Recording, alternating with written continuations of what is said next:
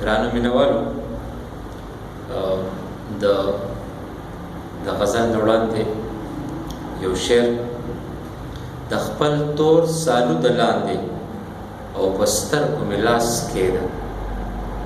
د خپل تور سالو د لاندې او په سترګو مې لاس کېده څه خوږه تیاره خوره کا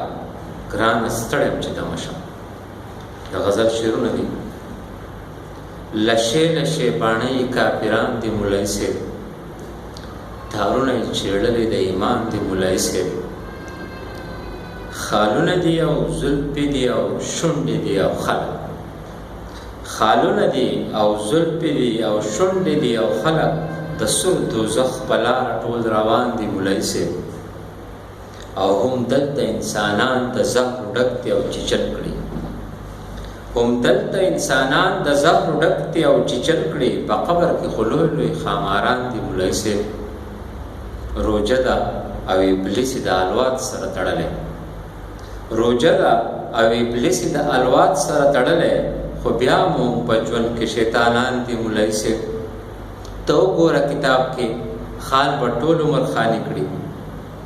ته وګوره کتاب کې خان په ټول عمر خاني کړي نهرې لوږې ټولې د دهقان دي مولوي صاحب او چې ستا په ترجمه کې کمزوري ده که پتا کې چې ستا په ترجمه کې کمزوري ده که پتا کې دا خلک او مذهب مشتو ګریوان دي مولوي صاحب او ساتلی ژوندون د خپلو وینو په بدل دی ساتلی ژوندون د خپلو وینو په بدل دی غریب دي خو خودداره افغانان دي مولوي صاحب په سر لاس راکاږه د جنګونو نه قلار کړه په سر لاس راکاږه د جنګونو نه قلار کا زمون په مدرسو کې یتیمان دي مولوي صاحب منځونه کړو عمرې کړو او د سیل مټول حجیان یو منځونه کړو عمرې کړو او د سیل مټول حجیان یو کارونه د شعور رانه ټول وړاندې مولوي صاحب چپې د هر ښایس پخپو کې سر کې د سجده کړي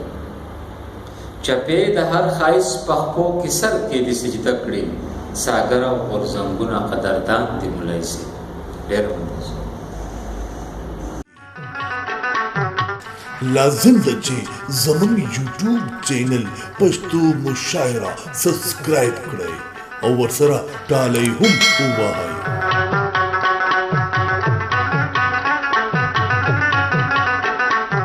چې هره ویډیو د ټولو نه اول تاسو وګورئ پښتو مشاعره یوټیوب چینل دا پیغام د کراچۍ د پښتو ادب او د شاعرانو حوصله افزای لپاره زمزمه کړې شوې د ملګرو سره شیر کړئ